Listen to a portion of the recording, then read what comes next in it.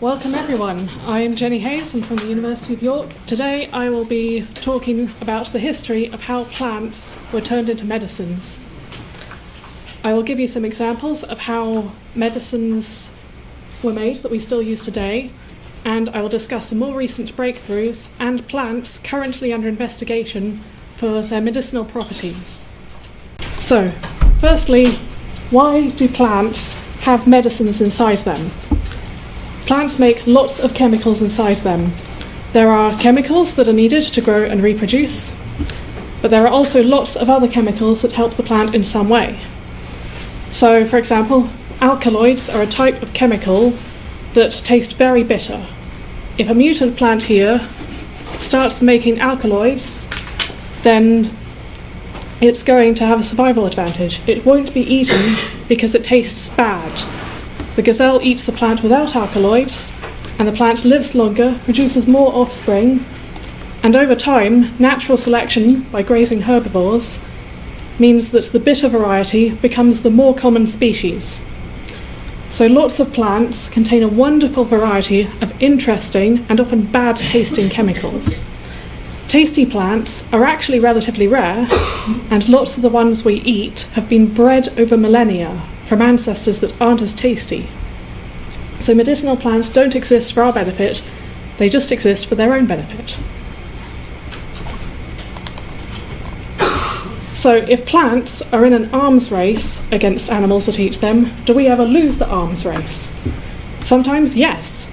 There are several plants that humans eat that are poisonous if not prepared properly. Cassava root, for example, produces hydrogen cyanide. There are sweet and bitter varieties of the plant. You'd think humans would grow the sweet variety, but as I just said, the bitter variety is the one that pests don't eat, so farmers actually prefer to grow that one. But because it's so poisonous, it needs soaking for a long time to remove the poison.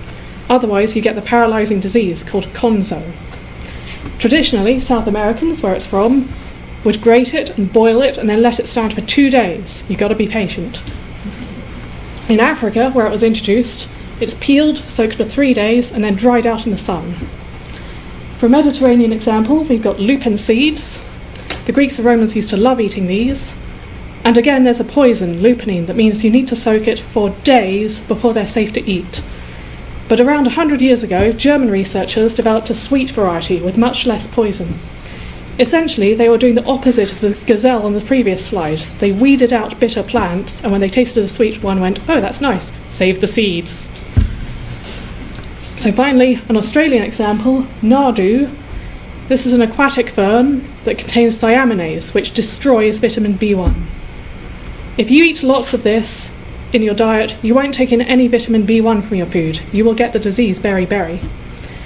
The Aboriginal Australians safely eat this by roasting it. Many poisons can be destroyed by heat, although there are equally many poisons that are resistant to heat. So what makes a poisonous plant useful? Where do we actually draw the line between poison and medicine? Well, according to Paracelsus here, a great man, a physician, alchemist, philosopher, we don't draw the line. He embarked on travels throughout Europe and carried out wide-ranging studies on medicines. He's called the father of toxicology, and he said the dose makes the poison. This is an important principle of medicine. There are lots of chemicals that are toxic once you've eaten too much, that aren't toxic at low levels. As long as you don't eat them too often, you're fine. And a small amount of poison might be good for something like killing parasites, although a very strong poison might kill you even in small amounts. That would be simply too dangerous to make good medicine. So what plant poisons can be used to kill parasites or bacteria? There are so many examples from human cultures around the world, I won't start with those at all. I'll go with some animals using plants. A month ago, hopefully a few of you saw this in the news. I was delighted to see it. Male Sumatran orangutan with a nasty wound in his cheek, probably from a fight, spent half an hour chewing the akar kuning plant into a paste and smearing it all over his wound. And the wound closed up in 5 days with no infection. The plant is used by the local humans, who state it has anti-inflammatory and pain-killing properties. How did this ape know to use this plant? Did he get a bit on the wound by chance and go, oh, that feels all right, I'll deliberately add some more? Or perhaps did he learn to do this from another ape? A different ape example that could well be from learning, Jane Goodall observed chimpanzees carefully rolling up and swallowing aspilia leaves without chewing. These leaves are very difficult to swallow because they're rough and hairy, and as they pass through the gut, the chemicals they contain and the rough leaf surface means they kill and remove parasitic worms. The apes are clearing parasites out of their gut with the leaves. Again, how does this behaviour arise? Do chimps feel sick, instinctively eat something that makes them feel better, made them feel better the last time they were sick? That behaviour would be a selective advantage. Or perhaps adult chimps teach the younger chimps to do this. We know that they teach their young to use tools to go termite fishing. A couple more speculative examples, but I still think they're interesting. There's a study that looked at sequencing ancient DNA found on Neanderthal dental plaque to see what they could learn about Neanderthal diets. They found the expected traces of animals and plants that would be used for food, but one individual had a dental abscess in their jaw and DNA from poplar found on their teeth.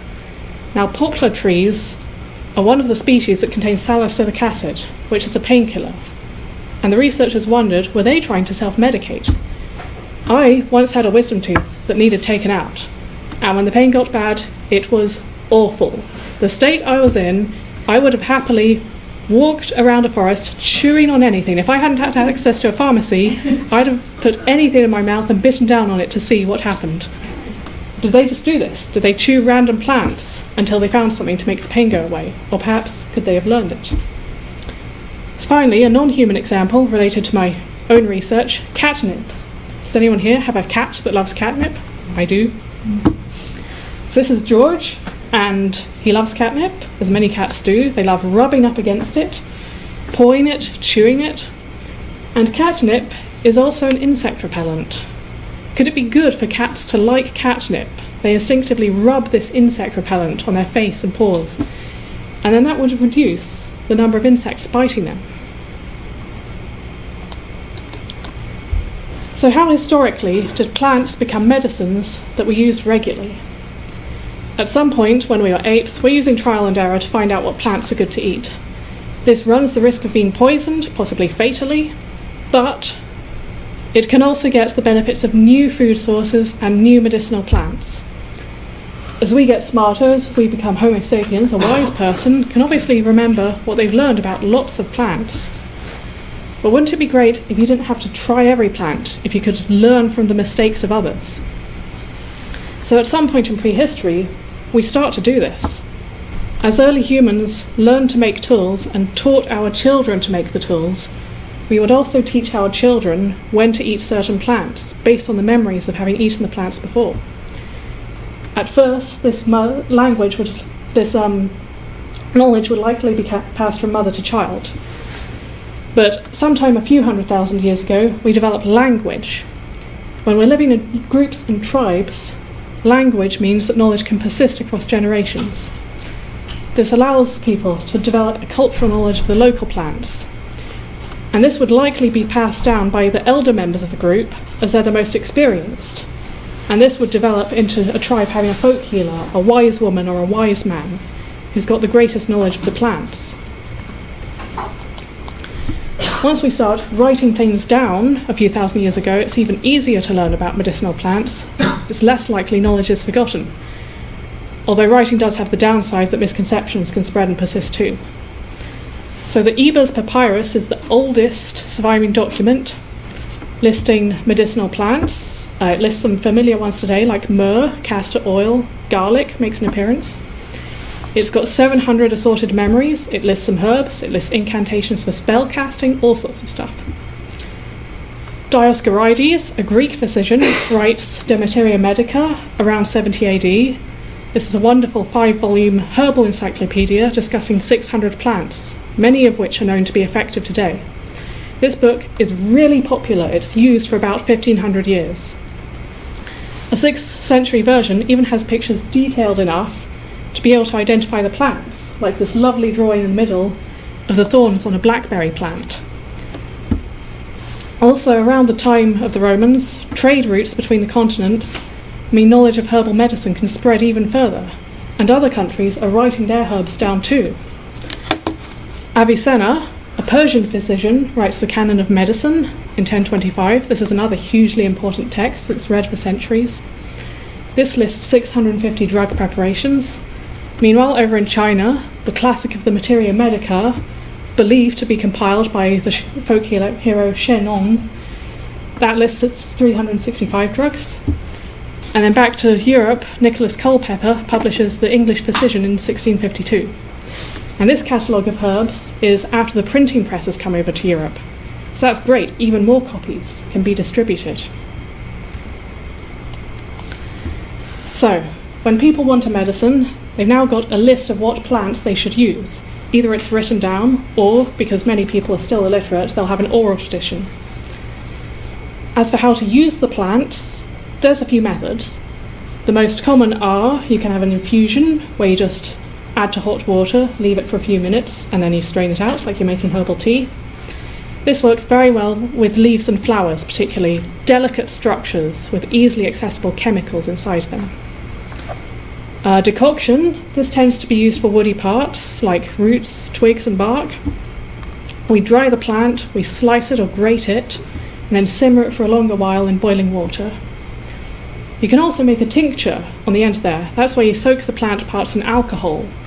Alcohol dissolves certain chemicals more readily than water. So we started extracting and isolating pure chemicals from plants from about the 18th century onwards.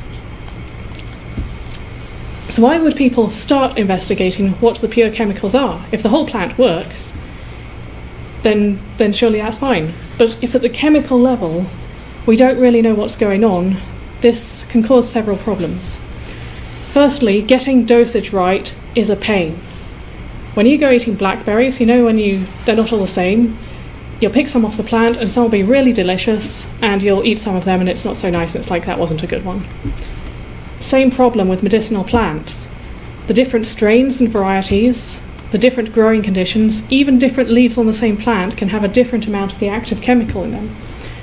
This is a problem if you're trying to accurately measure out a dose that will maximize beneficial effect and minimize side effects. This is an extremely important problem for very strong drugs like belladonna. Getting it wrong could cause death. Another problem is that plants hold a mixture of chemicals. Cinchona bark, over on the side, has quinine, the first anti-malarial treatment that Europeans encountered. If you take powdered cinchona bark, great, you'll stop the malaria, but you'll also drink a lot of other chemicals. Quinidine is a cardiac antiarrhythmic drug, so let's hope your heart isn't damaged by the side effects of this. And cinchotanic acid will probably make you constipated, not so great. So isolating the pure chemicals becomes important in the 18th and 19th centuries. Also, the preparation of medicines is a specialised craft requiring a lot of knowledge, and around this time in Britain, industrialisation means the population is growing and urbanising. People are moving to the towns and cities, they can't access plants, they might have forgotten about the plants, and being able to prepare pure, long-lasting compounds and distribute them in pharmacies is how people in towns and cities are going to access their medicine. So I'll finally go through a few of the thousands of medicinal plants that people have used over the millennia, but there's quite a few of these where I must urge you, please don't try this at home. Identifying plants needs expert advice. You've also got the problems of dosage and chemical mixes and everything I just talked about. So with that disclaimer out of the way, let's start. So, some European medicinal plants. Edward Stone in 1763 wrote about the use of white willow to treat fever. The drug, salicylic acid, was isolated in 1838, and then the improved version, aspirin, which we still use today, that was made in 1899 by scientists at the German company Bayer. Aspirin is more easily absorbed, it's somewhat less irritating to the stomach, so we use it widely today as a painkiller and for anti-inflammatory purposes. Sweet yellow clover, European in origin, but it was introduced to America as a forage crop for livestock. During the Great Depression, mouldy sweet yellow clover was poisoning livestock, and around 1940 it was found that coumarin in the clover was being converted to dicoumarol when the plant went mouldy, and this was poisoning the livestock and they were dying of internal bleeding. But this discovery led to a whole new class of anticoagulants, including warfarin, so these are great for thinning the blood. Foxglove, down in the corner, around 1780, William Withering investigated if he could use foxglove to treat heart failure. It took quite a long time to go from the plant to the compound, but digoxin was isolated in 1930, and that's another drug that's still widely used today to treat heart conditions. Deadly nightshade and the closely related black nightshade, they have a long history in medicine. It's an extremely poisonous plant with lots of alkaloids.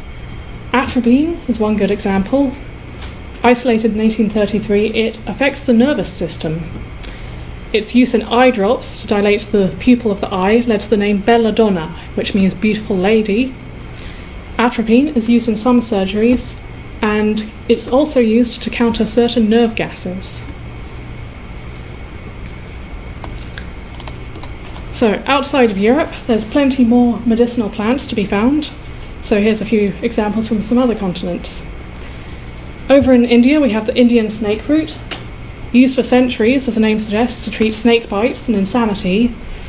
The drug, reserpine, was isolated in 1952, quickly became a good treatment for high blood pressure.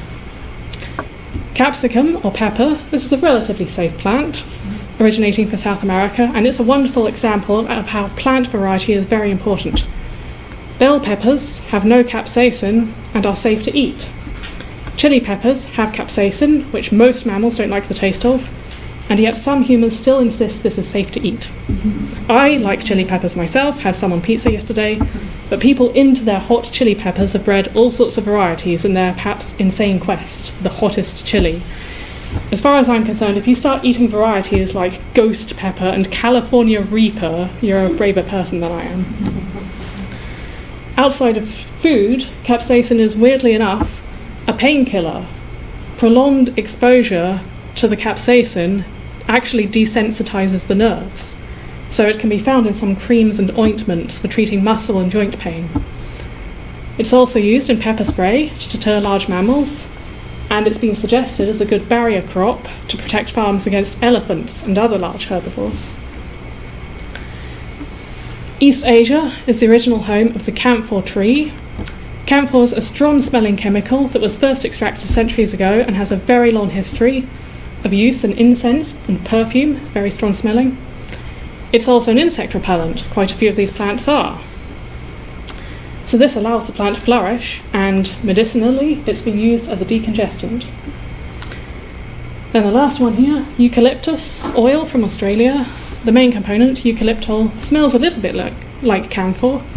Aboriginal Australians use this to treat coughs and colds, another good decongestant.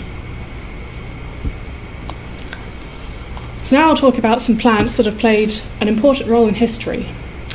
The first example is quinine. Cinchona trees grow in South America, and some species have bark that contains assorted alkaloids, including the anti-malarial quinine. Jesuit missionaries in South America learned about the plant from Peruvian natives who used the bark to treat fever. The plant was brought back to Europe about 1640, quinine isolated in 1820, and this became very important during the subsequent colonization of Africa by Europeans, the scramble for Africa. Malaria at the time had a huge human and economic cost. Reducing the number of dying colonists meant the colonists could access much more of the continent, particularly the interior. This was good for the European powers doing the colonizing, a disaster for the Africans having their resources stolen. Quinine spawned another class of drugs. These days we usually use newer drugs that have fewer side effects, but quinine is still used sometimes and still extracted from that same tree bark.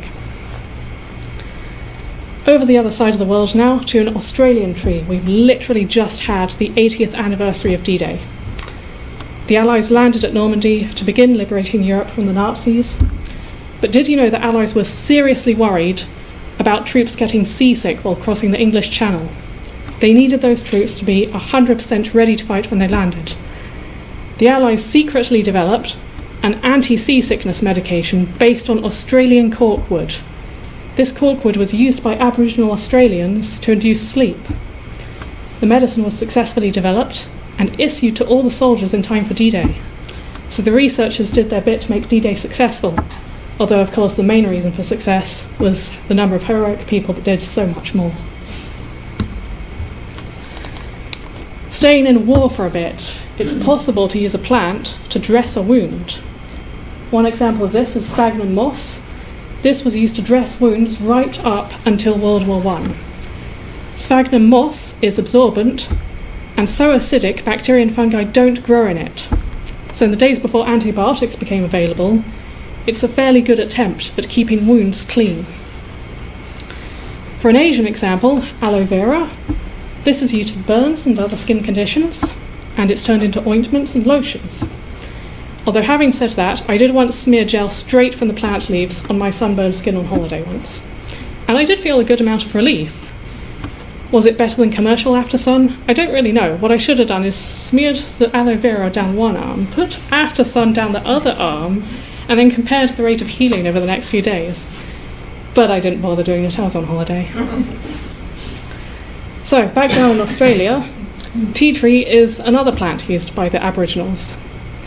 They used it as an antiseptic, and I remember its strong smell from my childhood when we used tea tree oil shampoo. We sometimes had to use that if the school said that head lice were going round. So, time for some exciting plants. These are some plants that stimulate the nervous system. There's a lot of them, and they often tend to be very popular among humans. We'll start off with some coffee. This is a centuries-old drink originating from Ethiopia and consumed worldwide. People probably don't think of it as a medicine, but caffeine is a drug. It's a stimulant, and lots of people take it every day for the effect it has. It's a relatively safe stimulant. It has relatively few side effects. It's also used medically in combination with some painkillers, and a lot of people enjoy it very much. In contrast, tobacco, another stimulant, is not a good medicine. Nicotine is a stimulant, but the side effects of smoking tobacco, like lung cancer and death, vastly outweigh positive effects of the nicotine. It's also very addictive. Vaping has become more popular, that has fewer side effects, but nicotine still doesn't have any recognised medical benefits from taking it. The one thing nicotine is medically good for is stopping smoking. Could we say the plant has won the arms race in this case? The plant has made a repellent chemical that doesn't benefit us at all. And yet some people are still addicted to it, and lots of the plant is harvested and burned, so maybe that's a loss for the plant. Or then again, maybe it's a win for the plant. Look at these wonderful, carefully cultivated, well cared for rows of tobacco that people grow. Aside from humans, nicotine's also been used, as so many of these plants have, as an insecticide. For example, the new class of neonicotinoids are based on nicotine. They work well as an insecticide, but perhaps a little too well, because they've been banned in several countries, because they also kill helpful insects such as bees. Another very popular stimulant is cat.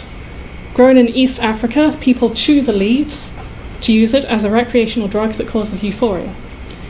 It is fairly addictive, although not strongly so. Some countries have a long history and tradition of using it, other countries have banned it entirely. In particular, it's not a popular stimulant and is usually banned in the Western world. This is maybe why it took a long time for the important component, cathinone, to be isolated.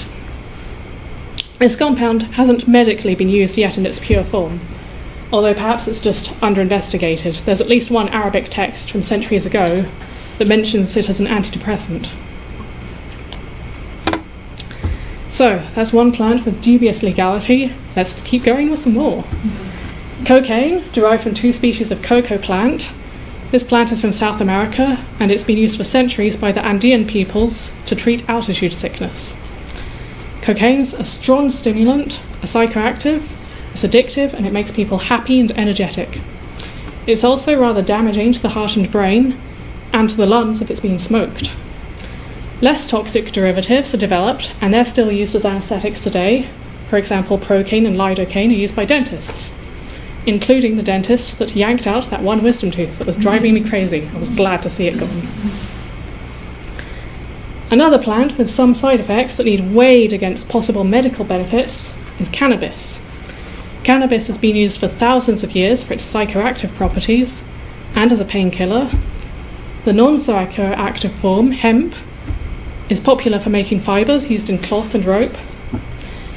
The psychoactive form of cannabis alters people's senses and can cause hallucinations. On the downside, it can also cause an increased risk of anxiety and paranoia disorders. Inhaling the smoke isn't good for the lungs either. It's not strongly addictive. Portugal notably decriminalised it back in 2001. Some other countries have followed suit since then.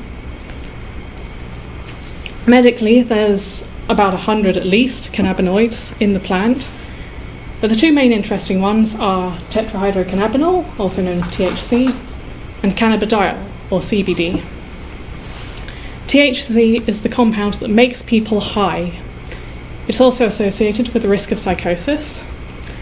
It has been medically used to treat advanced cancer patients and AIDS patients as an appetite stimulant. Very sick people often don't have much of an appetite. Give them some medicinal cannabis to induce the munchies, soon fixes that problem. CBD, meanwhile, appears to reduce some of the side effects of THC. In fact, it's been suggested that the strains of cannabis that are most risky to your mental health have very high amounts of THC with almost no CBD to keep it in check. You may have seen CBD oil in the news as a potential treatment for epilepsy, a potential painkiller. So there's currently a fair bit of research into strains that just contain CBD. Strains like the amusingly named Hippie's Disappointment.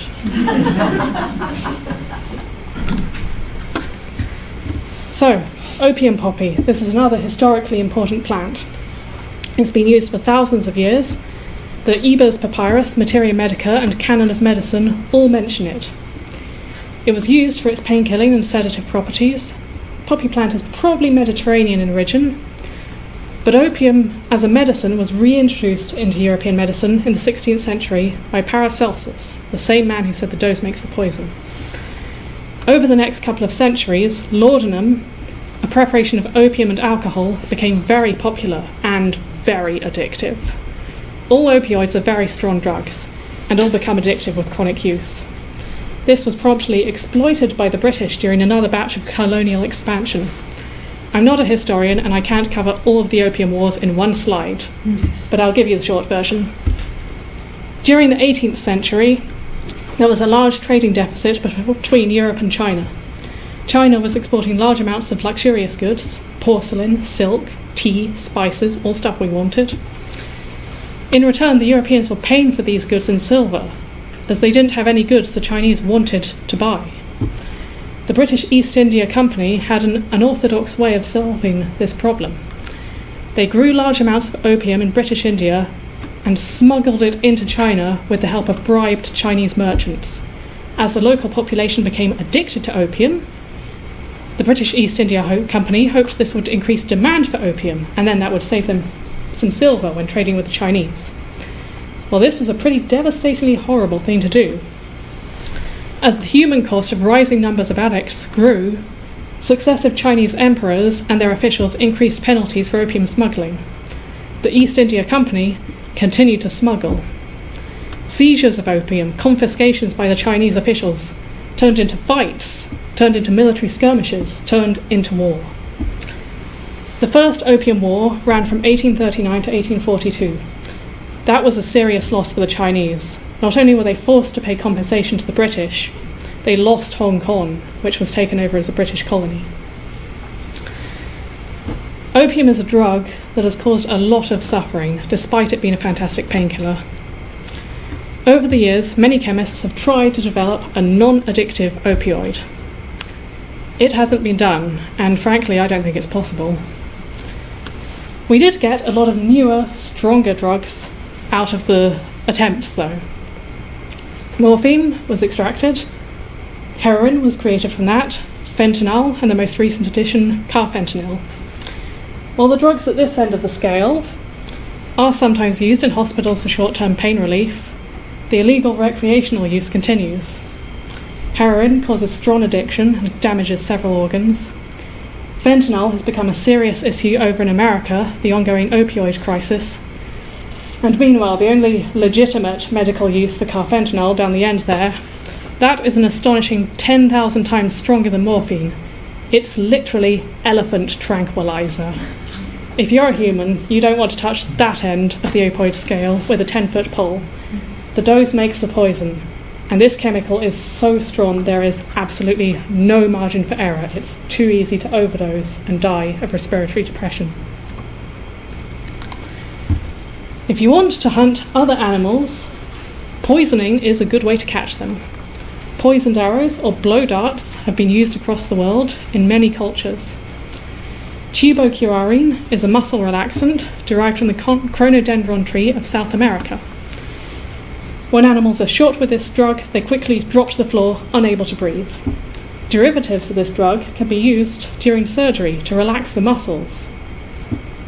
Strychnine, from the strychnine tree, that's another South American drug. This causes muscle convulsions and similarly death by asphyxiation, another good hunting drug. It's another very strong poison that doesn't see much use as a drug these days, just as a pesticide. The lower ones, we've got some fish toxins. This is another widespread hunting method. If you grind up a suitable plant and add it to a stream, the stunned or killed fish can just be picked off the surface. Makes fishing really easy. Some North American tribes used Californian horse chestnut for this purpose. As I mentioned at the start of this talk, they also ate the chestnut sometimes, but only after they'd boiled it and then soaked it for days to get the poison out. Soap root, another plant. This was used for hunting fish as well, and also, as the name suggests, it made a good antiseptic soap. A few breakthroughs in more modern times have been focused on treating cancer. A screening program in the 1960s for plant compounds with anti-cancer activity turned up paclitaxel in the Pacific yew tree. This spawned a whole new class, the taxane class of chemotherapy drugs. It's currently used to treat several cancers: ovarian, breast, lung, melanoma. Paclitaxel is currently made in the amounts needed by harvesting precursor chemicals from European yew needles, then chemically transforming them into the drug we need. Another chemotherapy drug, vinblastine, this was found when Madagascar periwinkle extract was being studied as a potential diabetes treatment. It wasn't working great on the diabetes. It was found that it was significantly decreasing the numbers of white blood cells. It was therefore tested to treat lymphoma, and is now used not only for that, but also to treat bladder, brain and testicular cancer, among others. Again, this was the first compound to spawn its new class, the vinca alkaloid class of chemotherapy drugs. Two more chemotherapy compounds at the bottom that were found in the same year and sit in the same class, known as topoisomerase inhibitors. Etoposide was synthesized from precursors that were found in American mandrake. The plant didn't have the drug itself, but when we messed around finding some derivatives, we got something that was useful. Camtothecin was found in a tree over in China, which doesn't have a Western name, but its Chinese name translates as happy tree. And it did make the researchers happy when they found out how good this was against cancer. Sticking with China, there's one more plant I'll talk about. In the 1960s, malaria parasites were becoming resistant to chloroquine, which was the standard treatment at the time. The Chinese set up Project 523 to search through traditional Chinese medicine and try and find remedies that might work against malaria. Sweet wormwood was one of the plants tested and found to be not effective, but they had been boiling it. The chemist Tu Yao Yao recalled another text that stated the herb should be steeped in cold water and then drunk. She tried a low temperature extraction method and found this extract was effective against malaria. The new drug, artemisinin, was isolated in 1972, and this is a standard part of malaria treatment today. The discovery also got Tu Yao Yao the Nobel Prize back in 2015. The downside is drug resistance was first reported in Cambodia in 2008 and has since been reported in several more countries. I started this talk by explaining how the selective pressure of herbivores makes mutated plants. It selects for mutated plants with bad tasting poisons.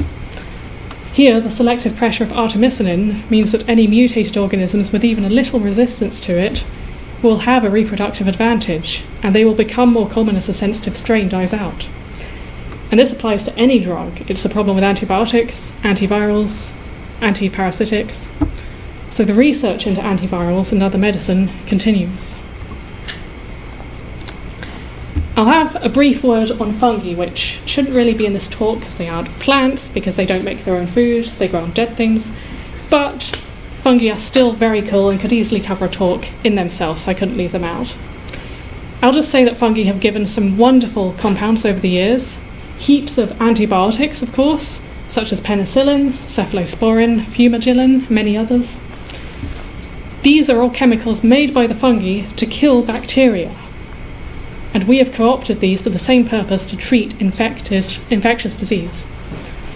The first generation of cholesterol-lowering drugs, statins, those were all derived from fungi, compounds like lovastatin.